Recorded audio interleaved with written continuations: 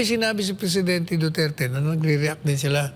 Sabi ni dating Presidente Duterte, yung mga gold reserves natin, binenta nila. Nasaan ang pera? Oh, matagal na iba't ibang tinig na nanggagaling sa iba't ibang lipunan ng sektor.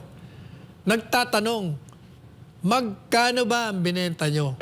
At sa magkano nyo binenta? Kanino nyo binenta? Hanggang ngayon, hindi nyo sinasagot yan. Paano mo sasabihin ngayon, yes, na ito'y walang basis? Merong basis. Sagutin nyo, hindi nyo sinasagot eh. Oh, tapos pag tinatanong kayo at inaakusahan kayo, nagagalit kayo. Tapos yung blank items pa ng GAA. Pati yung blank items. Mali-mali ang mga sagot nyo doon. Ng BICAM report. Pinag-uusapan yung BICAM report, pinagpipilitan nyo, enrolled bill. Yung pinirmahan, wala naman talagang blanco doon. Kaya maraming paglabag, marami ang mga fake news. Yun, fake news yun. Paano mo ngayon sasabihin na hindi fake news yun? Ibinabalita mo na walang blanks.